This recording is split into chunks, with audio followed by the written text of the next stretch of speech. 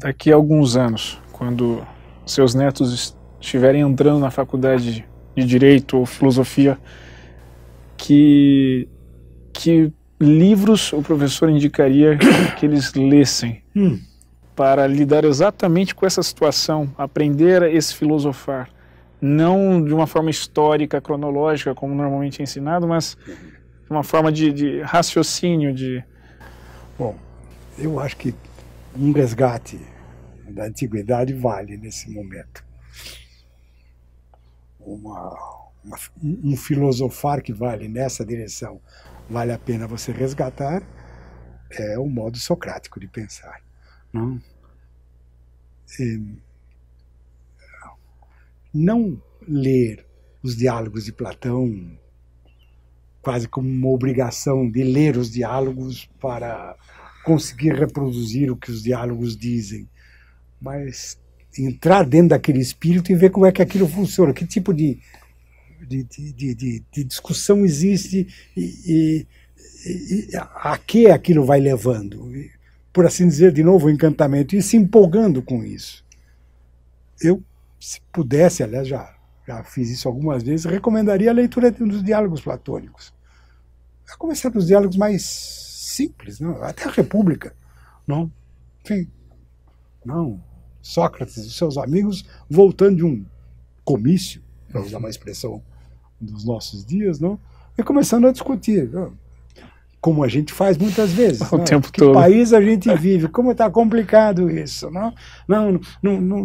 Que tipo de orientação a gente pode querer? Não? Aí o Sócrates fala assim, aqui está a justiça, começa. O que vocês dizem? A justiça seria um bom começo para nós discutirmos isso. O que vocês acham que é justiça? E daí vem um e diz, a justiça é o que interessa mais forte. Ou nós diríamos hoje, justiça é aquilo que o legislativo faz, ou que o judiciário vem fazendo. Não, mas a justiça não pode ser. E aí vai. Não? Ler os diálogos platônicos, a República, com esses olhos é um aprendizado interessante. É óbvio que a República não é só isso, mas ela é desse jeito, é assim que ela aparece. Então, uma leitura descompromissada, para começar, dos diálogos, principalmente os diálogos socráticos, não? Acho que é um bom começo. Eu começaria por aí. Não? Até porque acho que a frase que a gente ouve muitas vezes, por mais que você invente, você está sempre repetindo os gregos, tem alguma coisa de verdade.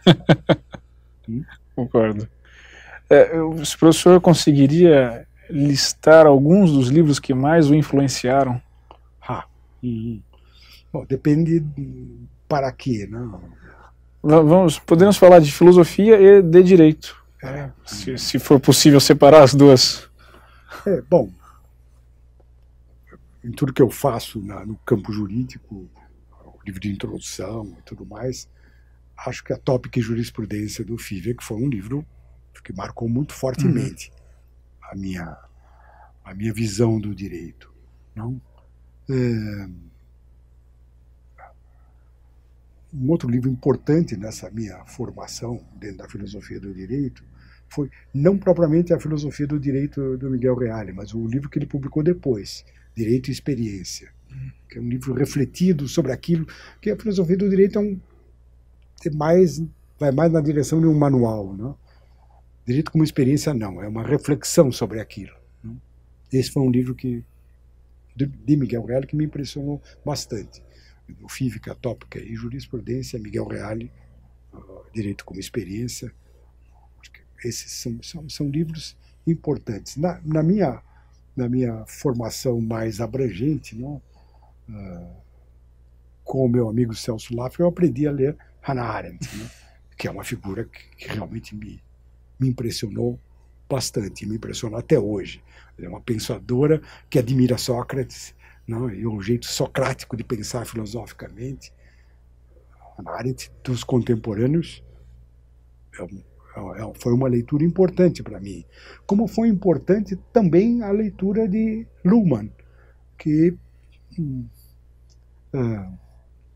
fui eu que trouxe para o Brasil. Não?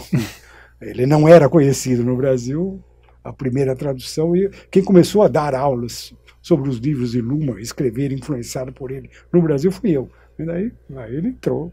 Enfim. Mas Luhmann foi um autor, e é ainda um autor que sempre me impressionou dentre os contemporâneos. Não? Na tradição filosófica mais antiga, não? Um autor que eu li com muito cuidado, e até o meu primeiro trabalho mais pretendia ser mais sério foi sobre ele, foi Aristóteles. Aristóteles sempre me impressionou bastante. A ética, o capítulo 5º, sobre a justiça, até porque eu ligava isso ao direito, não? A retórica, não? Onde o tratamento da justiça é de um outro ângulo também muito interessante. Aristóteles foi um autor importante na minha formação. Não? Depois que eu comecei a ler a Hannah Arendt, eu coloquei os pratos na balança, né, e comecei a ver a tradição aristotélica com alguma coisa importante, né, porque ela me levava à tradição, sei lá, tomista, na Idade Média, etc. Não? Mas também comecei a voltar os olhos para Platão. Não? E aí Agostinho, neoplatonismo. Não? A minha tese na Alemanha, de doutoramento, lidou com um filósofo que tinha um pé naquilo que estava surgindo na sua época, que era a fenomenologia, Husserl, não? Tinha um pé no neoplatonismo, não? Que ele estudou com carinho, e tinha alguma coisa do idealismo alemão. Então, um outro autor que, por conta disso, me interessou foi Husserl, não? Por conta do neoplatonismo plotino, não? E por conta do interesse pelo idealismo alemão, bom, inevitavelmente Kant, Hegel, embora esse autor sobre o qual eu escrevi, Emil Lask, a tese de doutoramento dele tenha sido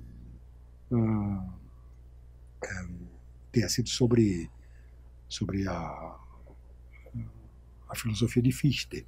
Não? Mas eu fiquei mais no Hegel do que no Fichte e em Kant. Não? Eu acho que essas leituras foram importantes para a minha formação. Por aí. E dessa mistura toda, eu sei que é cartesiano demais, é uma pergunta pobre demais, mas é que já me perguntaram.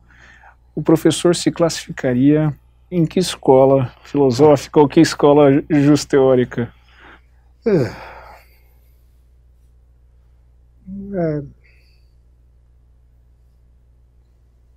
Bom, é óbvio que eu me ligo muito ao tipo de pensar filosófico inaugurado pelo Fidek, mais do que o pensar de Miguel Reale.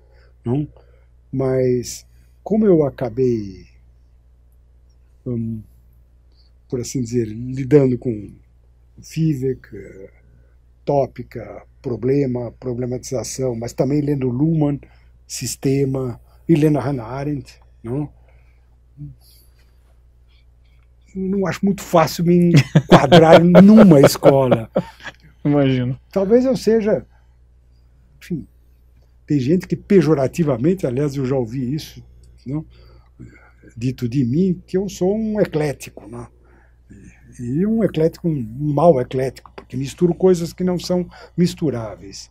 Eu entendo esse tipo de crítica. De fato, como é possível pensar Fidek e pensar Luhmann ao mesmo tempo? Não? Mas eu sempre achei, isso eu aprendi com um amigo meu, uma pessoa com quem eu tive um bom contato, já formado, né, já como professor, que foi Wilhelm Flusser, não? Que era um homem para o qual Wittgenstein era extremamente importante, Wittgenstein e Heidegger, não? E que ele juntou de alguma forma, uma forma de pensar, ensinar e tal. E o o Flusser, eu me lembro que ele dizia isso, falava isso.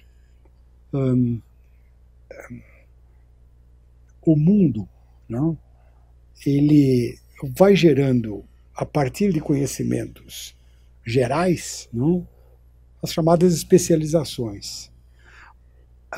Essa é uma forma do conhecimento ir se transformando.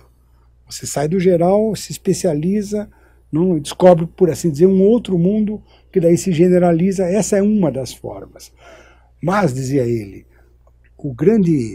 a grande astúcia, o grande truque, não é essa linha da generalização para a especialização que se generaliza e que depois... O grande truque é você conseguir perceber que em todas as generalizações e especializações você lida com estruturas diferentes. E o truque é você combinar estruturas. Às vezes sem perceber, dizia ele. E aí dizia ele brincando, não?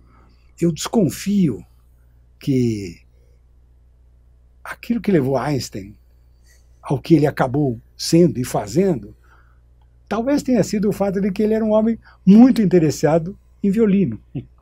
Não, é isso que ele dizia. Você tem a capacidade, às vezes, de perceber estruturas completamente diferentes, até no plano meio inconsciente, que elas, de alguma forma, levam o pensamento para frente. Isso, dizia o Flusser, é uma virtude. E aí ele ia para frente. Grandes filósofos fizeram isso. Eu não sou um grande filósofo, mas eu aprendi isso com o Flusser de alguma forma. Então, ecletismo, nesse sentido, eu acho uma coisa virtuosa. É bom. Não, ainda que você perceba que as estruturas são diferentes, de alguma forma, uma acaba influenciando na outra e o seu pensamento vai para frente. Por aí. O que eu cunhei no meu trabalho, basicamente, na filosofia do direito, ou na teoria do direito, foi a noção de pragmática, que, na verdade, é uma noção que vem da linguística ou da filosofia da linguagem, da semiologia, não? Ou da semiótica, mas que eu acabei puxando para algo que estava muito ligado à teoria da comunicação. E dentro da teoria da comunicação, a pragmática como um elemento importante. E ao estudar a teoria da comunicação, Luhmann, e ao pensar o Luhmann, voltar à retórica do Fivék. Enfim, foi por aí. Estruturas realmente diferentes que na minha cabeça me permitiam falar numa pragmática jurídica. Acho que é assim que o pensamento funciona. Se isso é uma escola, não é uma escola, escolas são assim, gavetas que você cria para tentar entender o mundo que você vive. Mas ninguém está só numa gaveta. E eu não me sinto numa gaveta só. É isso.